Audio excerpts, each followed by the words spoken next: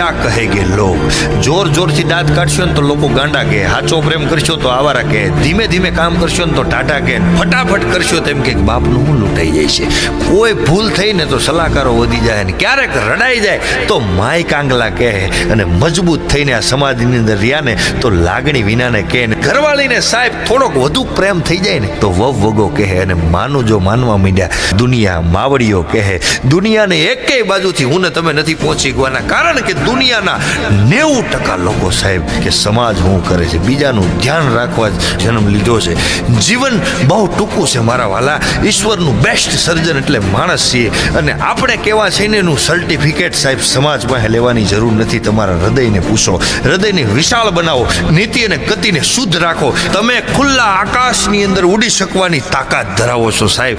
બસ શરત ખાલી એટલી છે, પાંખો તમારી હોવી જોઈએ, સમાજની નહીં. નબળા સમયની અંદર ક્યારેય નબળા વ્યક્તિની મદદ ન લેવી, કારણ કે ઋણ ચૂકવવામાં પોતાનો જીવ આપી દે હો ને તોય એને સંતોષ નહીં થાય. કદાચ લેવાઈ ગઈ હોય તો પણ સાહેબ એની નિંદા કે નફરત ન કરવી, કારણ કે કયા સમયની અંદર ક્યાં જઈને બેહવું ને સાહેબ એ લોકો ભણાવીને ગયા છે. એટલા માટે એમ બને તો આભાર માનીને નીકળી જવું, અને મગજ નામની વસ્તુની અંદર સાહેબ ઈર્ષા, નિંદા ને નફરત નામની એપ્લિકેશનો કોઈથી ડાઉનલોડ ન કરવી. જિંદગી હેંગ થઈ જાય મારા વાલા. માણસનો અંદરનો હું જ્યારે મોટો થાય છે ને ત્યારે જ બહારના હુંનું પતન થાય છે. ગમે એટલા મોટા થઈ જઈએ પણ અંદરના વિદ્યાર્થીને ક્યારેય મરવા ન દેતા, અને આપણી મહેફિલમાં બધા નીચું જોઈને આપણી વાત સાંભળીને વાહ વાહ કરે ને તો એમ ન સમજવું કે આપણા ગુલામ છે, કારણ બધા પોતપોતાની ગલીના બાદશાહ જ હોય છે. બીજાને ડરાવનારાને મેં અંદરથી બહુ ડરતા જોયા છે.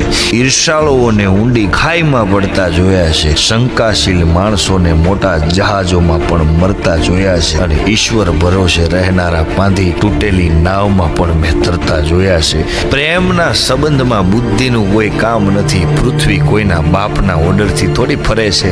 આ પ્રકૃતિ ભોળપણને ચાહે છે, એટલે તો નિખાલસ માણસોની આજુબાજુમાં બુદ્ધિશાળીઓ ફરે છે. યાદ રાખજો, અહીંયા મારા અને તમારા નિયમો ને સિદ્ધાંતો ને પોતિકા સત્યની કોઈ વેલ્યુ નથી, કારણ કે આપણે જેના ઘરમાં ભાડે રહેતા હોય ને સાહેબ એની ઘરની દિશા અને દશા અને વાતાવરણનું એના માલિકને જ ખબર હોય, અને આપણો માલિક પરમાત્મા છે. એના નિયમો ને સિદ્ધાંતોથી આપણે ચાલવું જોઈએ. બાકી સિકંદર ને નેપોલિયન જેવા અહીંથી ઘણા નીકળી ગયા, અને હાથીને ટન મોટે ખાવા જોઈ છે છતાં પણ કોઈ વ્યવસ્થાની જરૂર નથી. અને હું ને તમે 2 રોટલીના પેસેન્જર છીએ. ભરોસો ન થાય ને તો ન કરતા મારા વાલા, પણ શંકા કરીને અપમાન કરવાનો મારો તમારો કોઈ અધિકાર નથી સાહેબ. ઝીણી ઝીણી ભૂલોથી એક ભૂલોનો પહાડ બને છે, અને એનું નામ છે નિષ્ફળતા સાહેબ.